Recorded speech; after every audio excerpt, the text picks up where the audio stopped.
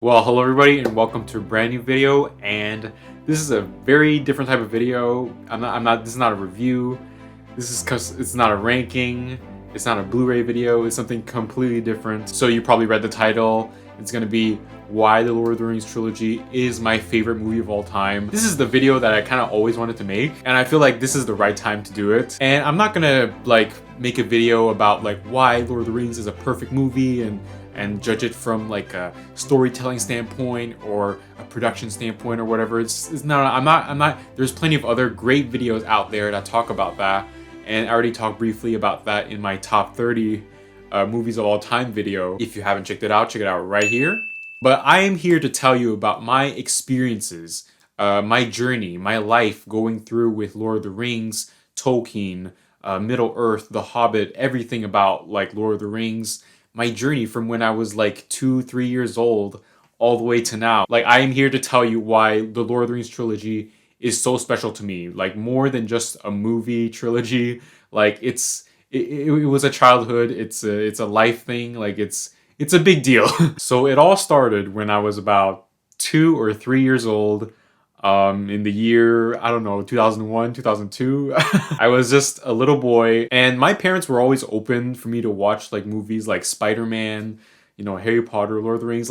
Normally kids will watch animated movies or just kids movies in general, family movies. I also watch things like Stuart Little, things like that, that's the normal thing that a kid should watch. But my parents had no problem showing me things like Lord of the Rings, which is clearly we would assume it's more for 12 years old and up, right? But no, I watched it anyway. I honestly can't remember which movie I saw first, because I think we had the VHS for the first two, for Fellowship of the Ring and the Two Towers. And I don't know, I kind of have a feeling that I watched Two Towers first, and I loved it so much, even though I didn't know what happened in the beginning, and then watched Fellowship of the Ring after, and then I kind of connected the dots that, oh, Fellowship of the Ring is first and Two Towers is second. And then I was like, oh, okay, I get it, And then once the Two Towers ended, I was like, wait, is that it? Is there a third movie? I didn't know that movies had sequels and stuff. So it was still all new to me that movies would have sequels, trilogies or whatever, and I was getting used to the idea of it. So this next part of the story is about my first theatrical experience, my first experience in a movie theater. And I remember, I think I was with my family in the car. We were driving home from somewhere. It was at night. It was snowing in the middle of December. And I vividly remember that it was 2003. That's when the Return of the King came out. And we drove past the theater, literally right next to the theater. And we drove right next to the theater just because I think I wanted to see the Return of the King poster, that a humongous Return of the King poster, the one with Aragorn, that's where he's this and then staring into your face, I wanted to see that poster, that giant big ass poster, really up close. And my dad was like, okay man, let's go check it out. And I was like, holy shit, that is so cool. Aragorn, huge, Viggo Mortensen, he's giant. It was a massive poster on the front of the theater. And then I hear something like my dad saying, hey, well, let's go watch it soon, or let's go watch it this weekend or tomorrow or whatever it was. And I was like, oh, okay. I still didn't get the idea that I was going to watch the third movie. It didn't click in my mind yet. And so the next day or whatever, I walk in and, we pick our seat. I remember vividly that we were sitting in the theater, middle, but slightly on the left.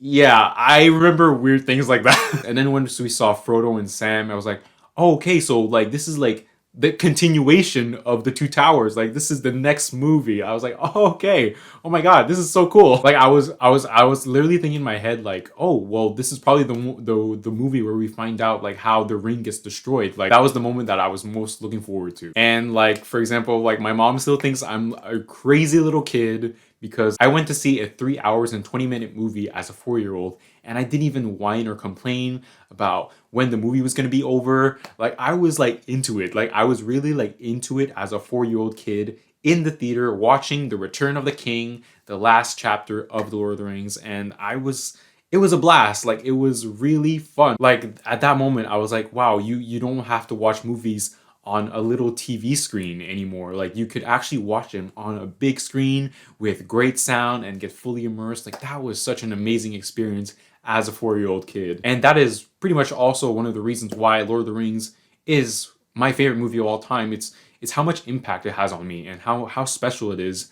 The fact that this was the first movie that I ever saw in the theater, and that it's actually like a great film. Like, I didn't just go see a family movie. Like, I went to see The Lord of the Rings, The Return of the King. Like, that's insane. To have that as your first movie theater experience, like, that's never gonna leave me. So when the Lord of the Rings trilogy ended, that was around the time like the internet was starting to become like a thing.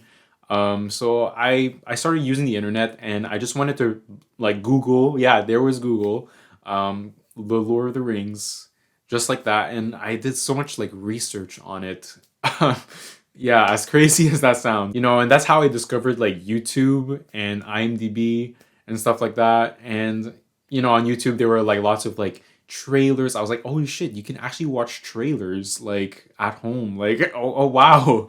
And like IMDb, you could find like the information of the cast and crew, when the movie was going to come out and everything. Like, that was a big deal. Like The Lord of the Rings is the reason why I found YouTube and IMDb. And I remember surfing on Google Images of Lord of the Rings, and there was this like there was this poster, or this fan made, yeah, it was a fan made poster, but as a kid I didn't know. But it was like The Hobbit, and it said The Hobbit, and it had Gandalf, and it had Bilbo. And it looked like Bilbo was like younger. It was like Ian Holm, but younger. He got photoshopped, I think. And I was like, oh, what is this? Is this like a new movie? And then I kind of researched The Hobbit just to check it out. And I found out that The Hobbit is actually a prequel to The Lord of the Rings. And I was like, whoa, well, I wonder if there will be a movie of The Hobbit one day, because I need it. Like, as a kid, I like needed that movie. And yeah, I just had to wait a couple more years until we got The Hobbit, and I'll get back to that later. The Lord of the Rings is also like the introduction for me to epic fantasy, and that's what started my love for it. I'm not like a big epic fantasy like junkie. Like, I haven't seen like everything, but I did get into it a lot when I was younger. Like, for example, with the Chronicles of Narnia, and even Aragon. Yes, even Aragon. I go in to see that movie, and I'm like, okay, like, it's not Lord of the Rings. It's fine. I still bought the DVD though. Yes, I still have the DVD. There was some enjoyment to it, and to this day, the only thing I remember about Aragon is really the soundtrack, the score by Patrick Doyle, amazing. But that's a whole other video. Point is, Lord of the Rings really made me start loving epic fantasy, and that's why I love Game of Thrones and House of the Dragon and all that stuff. Lord of the Rings was the beginning of that. Now let's get into the merchandise section. So I think it all started when me and my dad, we went to the mall, and they still had this video store called HMV. If you know HMV, props to you. If you don't, that's fine. But yes, at HMV, they had the Lord of the Rings extended edition. Like the sets, the one where it looks like a book, on DVD. And my dad bought that for me and himself. Like, he's a fan, I'm a fan too. The DVDs for both of us. And I'm like, man, this is so cool. Like a thick like book type set of the Lord of the Rings for each movie. Like, that's so cool, in like 3 different colors. Amazing. I would pop that in, and I was like, I wasn't aware that these were extended editions. I was just like, okay, well, these are just the movies, so cool. And when I was watching the movie, I was like, oh, I have never seen that scene before. Oh, what is that scene? Like, I was like so amazed that there was a thing called extended editions. And yeah, like, nowadays I only watch the extended editions. I can't watch the theatrical. Like, the extended edition is the original version for me now. I can't watch the original theatrical 3-hour cut. No, I need to watch a 3-hour-and-a-half cut of The Lord of the Rings, because that's the only way to watch it now. I can guarantee you, if I pop in the theatrical version right now, I would be like, wait, where's that scene? Where's that scene? Like, that's gonna be how my mind works. I even have this this like 24-inch by 36-inch like poster of The Lord of the Rings hung up in my room. Yes, I got that as a kid, and we built that. Amazing. And it's still hung up in my room. One day there was me and my dad, and we walked into an action figure store, and you know, like there's a bunch of like Lord of the Rings ones like on the wall, and my dad was like, which one do you like? And then I was like, Legolas.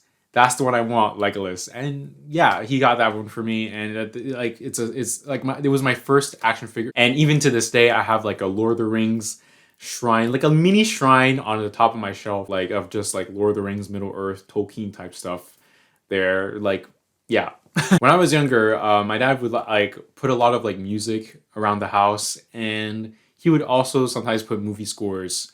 And that was my introduction to movie scores as well. And I remember like he would play like some Lord of the Rings scores, and I would remember where that music came from, and I would know that that's from like Lord of the Rings. And that was like a great like thing to find out about. Like you can actually listen to the music from a movie. Like that was such a big thing for me. I was like, whoa, this is a thing. This is so cool. I get to relive a movie just through the music, and I don't have to watch the movie, even though I will watch the movie, but it's great to actually listen to the music as well. Another great memory I have with Lord of the Rings are the video games and the movie marathons.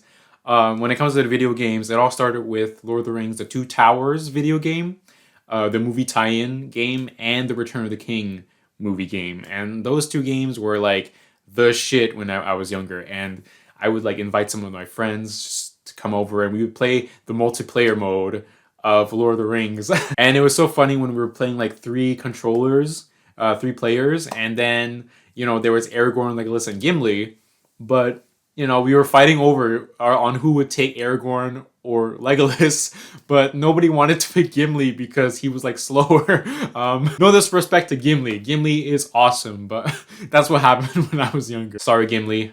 We love you. But then same thing happened with the Return of the King game. Nobody really wanted to play the Hobbits, but we all wanted to play Gandalf, Aragorn, or Legolas. That was it. That was the only characters we all wanted to play. And of course, later on, we had Lord of the Rings Conquest, which is also a very fun game to play. I had a blast playing that multiplayer with friends as well. Like, it's just like I remember playing that in 2011, and it brought the same vibes that I got back in when I was playing those Two Towers and Return of the King game. And of course, the movie marathons. No, we would not watch the theatrical movie marathon. We watched the extended edition movie marathon with the same friends I had while playing the video games. We did those. Such amazing times. Wow, I'm nostalgic. So here we are, we get to the section of The Hobbit. Like I said earlier, when I was younger, I saw that fan made poster, and I was wondering when that Hobbit movie was ever going to release. And there it was in 2012, The Hobbit: An Unexpected Journey came out in theaters, and I was so happy to be back in the world of Middle Earth as a 13-year-old. It was the appropriate age to start watching Lord of the Rings is when the Hobbit movie comes out.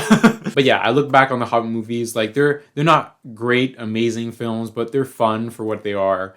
And I look back with such good memories on them. Like I remember even waiting for the trailers every year for them to come out. They're not perfect movies, but I do have great memories with them. And because of my big love for the Lord of the Rings, Tolkien, and the world of Middle Earth, and how much it really is important to me in my life, you know, I decided, like, what kind of tattoo should I get? And that is why I got the Lord of the Rings in Elvish tattooed on my forearm. Lord of the Rings means so much to me. It only made sense that I would get a tattoo about it, and there I have it. And all that to say that is why I love Tolkien. That is why the Lord of the Rings trilogy is my favorite movie of all time. Not just because they're great films, but because they're a big part of my life, big part of my childhood, and they mean so much to me. And the Lord of the Rings love still keeps on going. I ended up reading the Silmarillion recently.